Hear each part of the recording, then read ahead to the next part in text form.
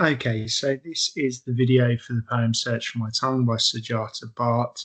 Before we actually get into going through the poem itself, I want to talk about the poet's biographical context. And although that's not on the mark scheme and you're not expected to write about it in your essays, I think knowledge of it will enhance your understanding of the poem. So you can see the bullet points here. There's Sujata Bhatt, born in 1956 in India, in Ahmedabad, the largest city in the western state of Gujarat, where the language is Gujarati. And if we zoom in here, you can see it just outlined in red there on the west. And she emigrated to America back in 1968 and attended universities both there and in Canada. At the time that I researched some years ago, she was living in Germany, although she was a visiting professor of creative literature at Nottingham Trent University in England. So the key points here really are that you have got a poet from India who has studied in two English speaking countries. I know some people in Canada speak French, but my point still stands that English is widely spoken in both. India itself is a former British colony, and she has worked at a university. And in order to understand this poem, and some of you might find this easier than others depending on what languages you speak, is you've got to take on board this concept of being the linguistic outsider whose native tongue is not the one spoken in the land that you're living in, and therefore you have to take on this foreign language. And a lot of people would assert that your language is an integral part of your identity, because okay, we're talking words come things like a certain way of thinking, a certain sense of humor. I would even say that with languages, they can have different styles, and they can sound very, very different as well. So I think your language is a huge part of your identity. And that is really what's at the crux, the core, at the center of this poem. So let's get into analysing the poem. Just so you're aware, before we get into that, there's this bit in yellow and red here at the top. The copy of the poem in Edexcel's anthology, a clean copy of which will be on your desk in the exam, does not have these bits in red with the translation of the Gujarati section. I was just fortunate enough in a lesson many years ago now to have not one, not two, but three students all put their hands up for the same reason. That was to tell me that they were fluent in Gujarati. And so I was very fortunate they were able to translate it. You aren't expected to analyse the words within the Gujarati or to know the meaning of the poem in terms of changing it and transforming it. I would argue to a degree it just basically consolidates it and compounds it. And I think the main thing you'll talk about is just why the Gujarati is included in the middle of the poem. But we'll get to that later on. Now, the title, Search for My Tongue, is even worth considering. When you're searching for something, it suggests that it's either lost or missing.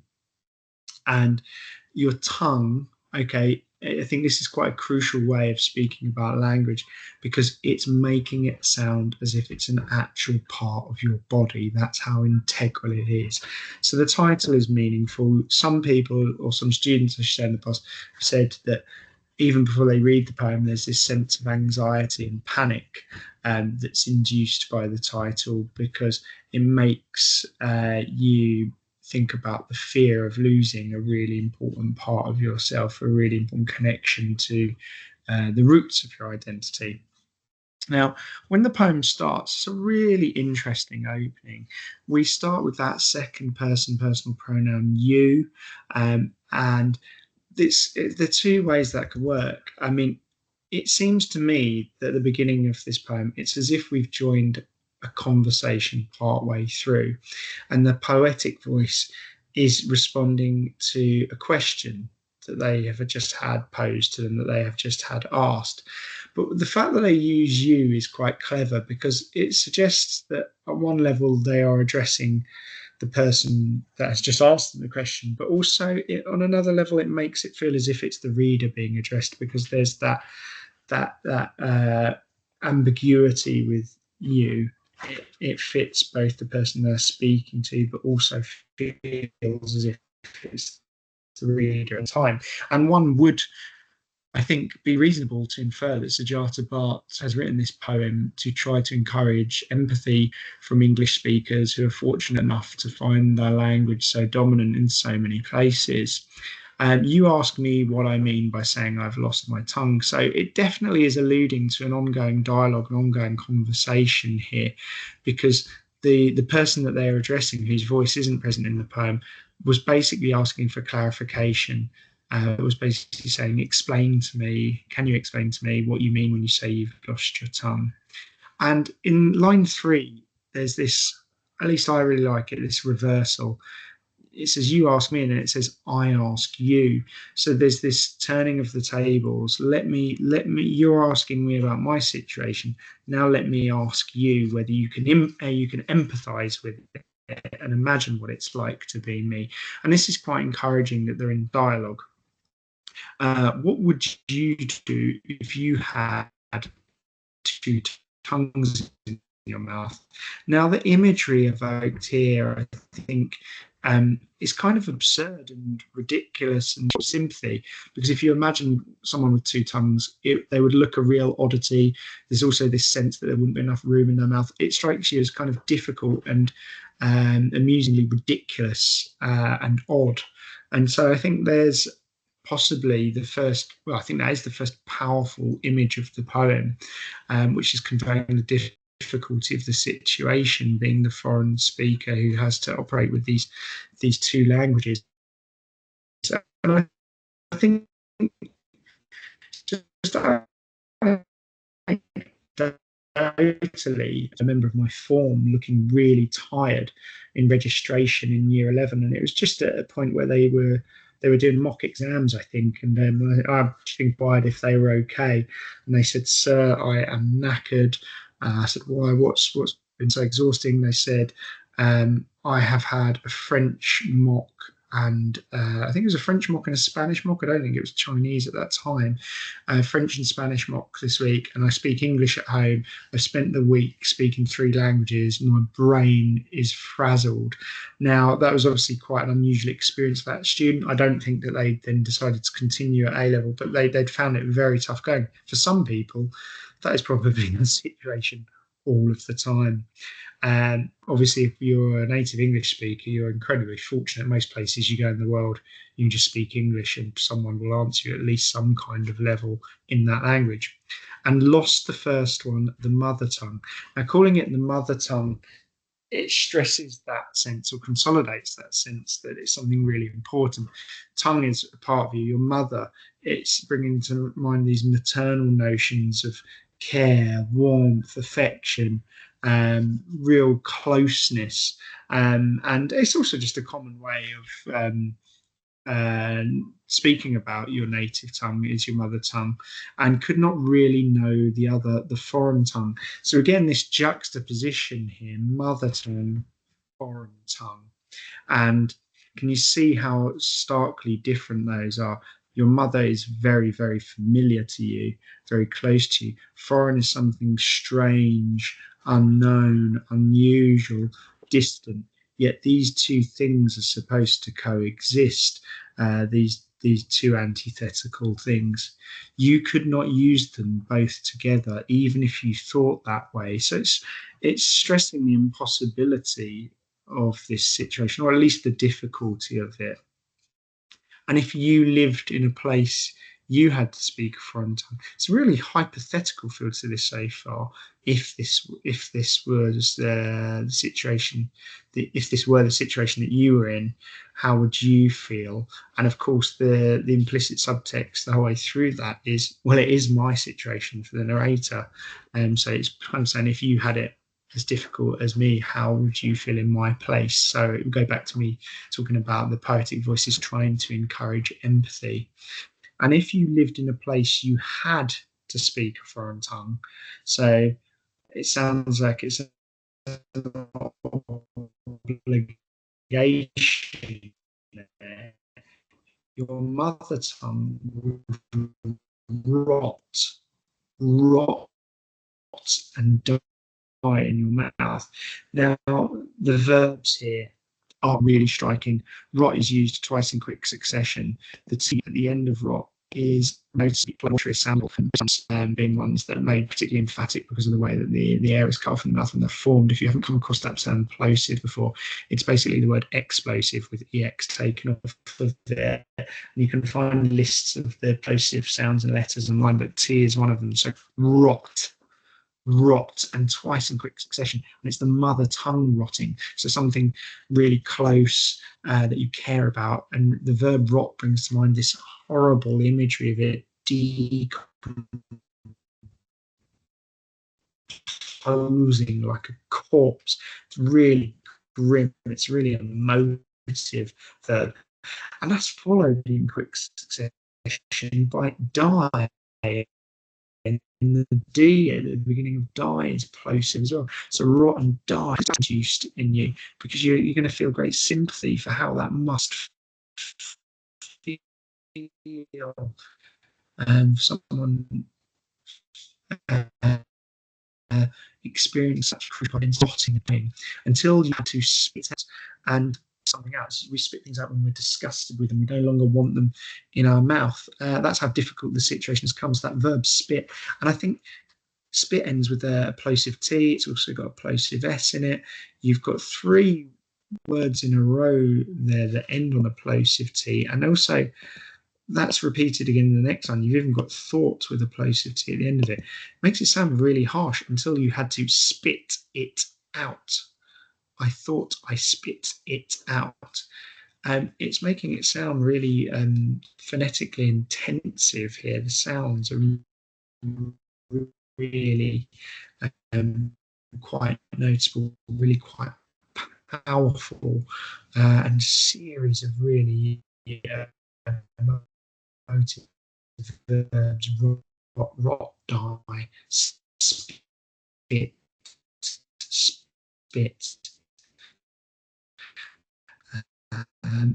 And there's quite an interesting point that she brought up a while ago, which is they were saying, is this a deliberate grammatical error there? Because it's credited in an essay. The student in my class made the point and said, this is a foreign speaker speaking English, explaining to an English speaking native speaker what it's like to sign physical errors. And they were making the point that this is this error from where it should be spat out. I thought I spat it out, and it's slipping to spit it out as a subtle sign that it's not a native speaker of English narrating the poem. And I think, yeah, that's a really interesting point. It shows they're considering things in really fine detail. So, yeah, some people would probably dismiss that, but I think it is plausibility there. Then we get this, but overnight while I dream. Now, there's some ambiguity here, and this has proven quite divisive with classes of mine over the years.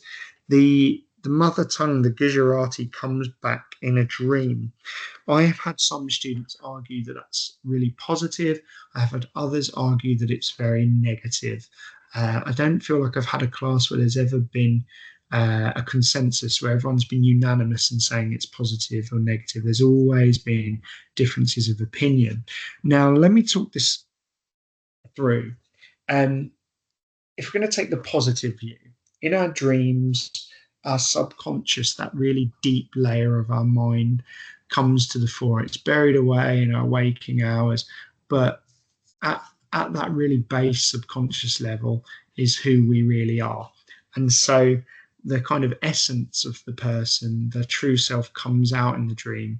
And for the Gujarati to be a part of that is really positive, because the point would be made by those who take the positive interpretation that having to speak English all day might bury the Gujarati and make it seem as if it's been lost, but really it's just really hidden at a deep level, and it comes back in the dream and is therefore present.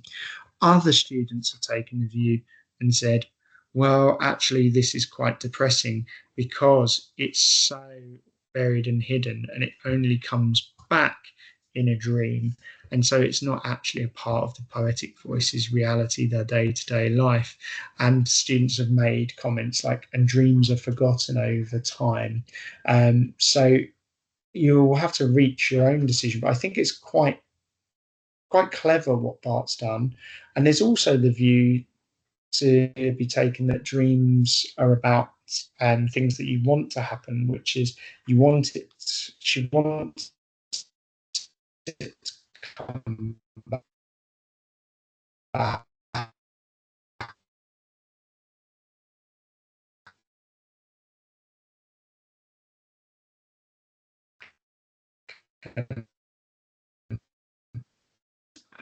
Prejudice based. I think a lot of it is down to how different the words sound, and hearing myself, an English teacher who doesn't speak Gujarati, struggle with them. And I think therein lays a really important point. If you imagine being a foreign speaker in an English speaking country, when you're still acquiring the language, when you're a real novice, a real beginner, the language probably sounds really, really strange at times. And you don't know what any of the words mean. They're just sounds. And so, what I feel that Sujata Bhatt has done here is, through including the Gujarati, a language that is so alien and foreign and different to English speakers, she has performed that role reversal, and they are in the situation where they are hearing sounds which are words in another language but are meaningless to them. And so, if this poem is about asking for empathy and asking to be understood, and for the difficulty of one's situation to be understood, then this is a very clever tactic, because the poetic voice puts the readers in that position for a moment. I also think that in terms of the structure, the fact that the Gujarati is thrust into the midst of the poem, you could take that as quite positive, because it's like it interrupts the English and comes back with a vengeance at night. And certainly that idea of it coming back with a vengeance is going to be prominent in some of the imagery that we see towards the end of the poem. And as I said, the parts in red won't be included in the copy of the poem that you get in the exam, but I just added them so you understand, well, for our curiosity. And it, as you can see, it doesn't really change the meaning of the poem. It just basically says what follows in English not long afterwards. So interesting, but not revelatory in the sense of changing the meaning of the text. When we come out of the Gujarati and we come into this part where it says it grows back, there's some really noticeable things going on here. You get the verb grows here, and then again here, and then again here, and then again here. So you get the verb grows 4 times in 2 lines. That's a lot in quick succession. And I think it's making it sound as if it's particularly resurgent. And by resurgent, I mean it's coming back really quickly, really powerfully. So this feels really positive. A stump of a shoot. When I think of a stump, I often feel like a bit of pity and sympathy, because it's this sense that something has been chopped down, cut down. And a shoot is something really in a kind of nascent early stage. It's not yet become the thing that it will in time. It's yet to flourish.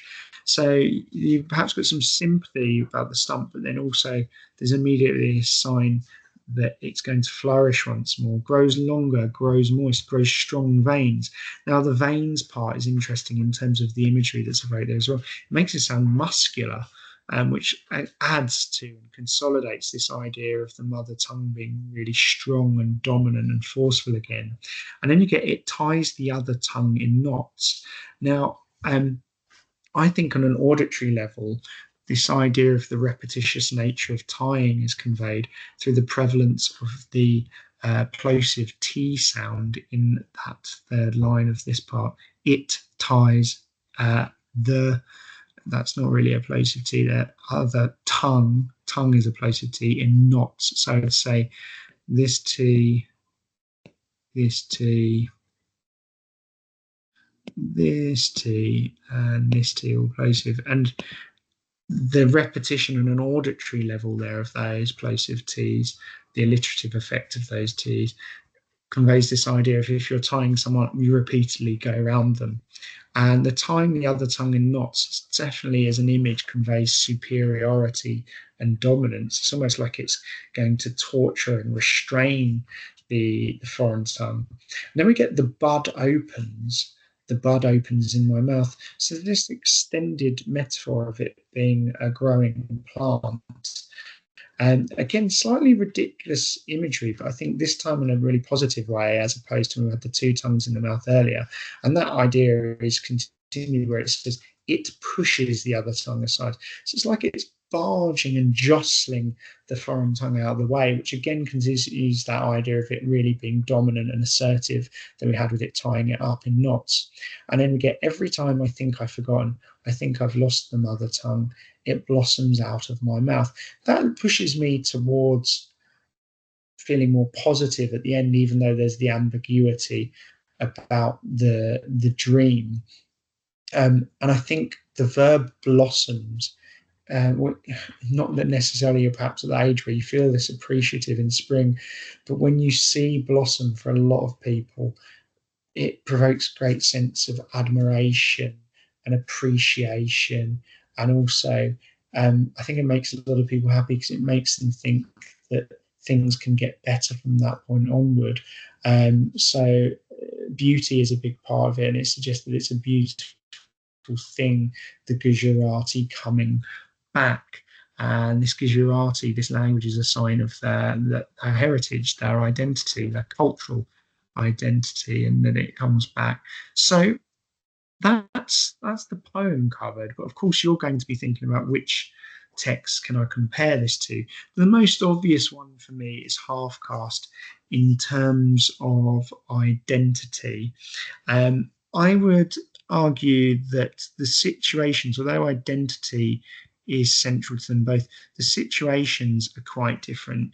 In John Aggard's poem, he is obviously addressing someone, but I think the nature of the tone of it from Aggard's poetic voice, it's more confrontational, assertive, and aggressive up until I would argue the closing stages.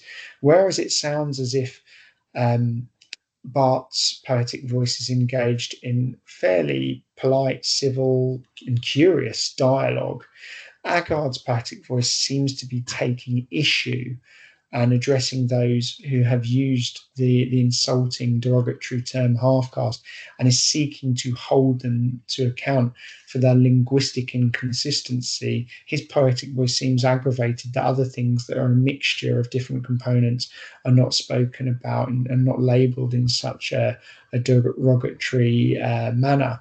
But by the end of his poem, he sounds quite positive in that he suggests that he can have a dialogue with people who have spoken to him badly based on his mixed race identity, but they just need to come back when they're thinking straight, when they're using all of their brain.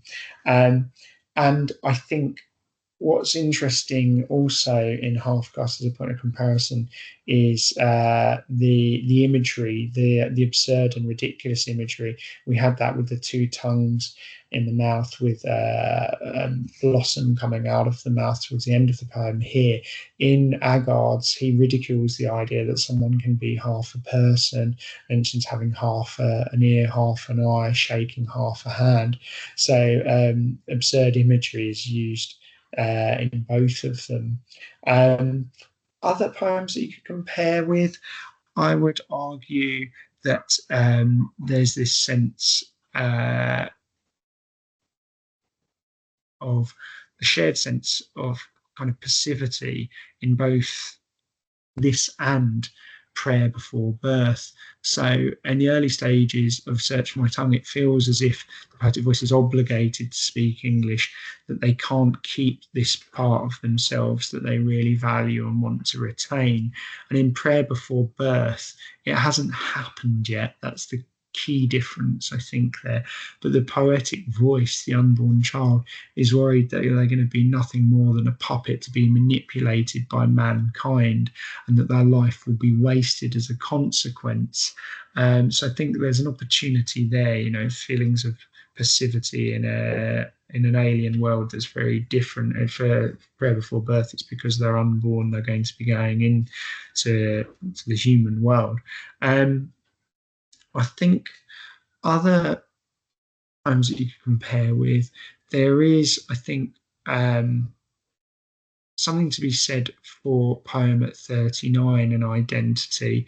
Here, it's about how language is a really key part of your identity that you don't want to lose.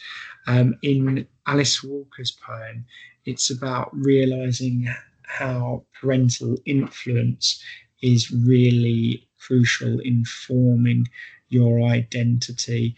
And whilst the poetic voice here worries that they have lost that and it comes back, the poetic voice in Alice Walker's poem at 39 has to spend time thinking about their father and bringing those memories back in order to have that realization. So they kind of bring back something that has faded by engaging with their thoughts and feelings and remembering. And I think that would be quite a fruitful comparison. So Prayer Before Birth, Half Caste, and Poem at 39, I think all are quite plausible comparison partner poems for Search for My Tongue.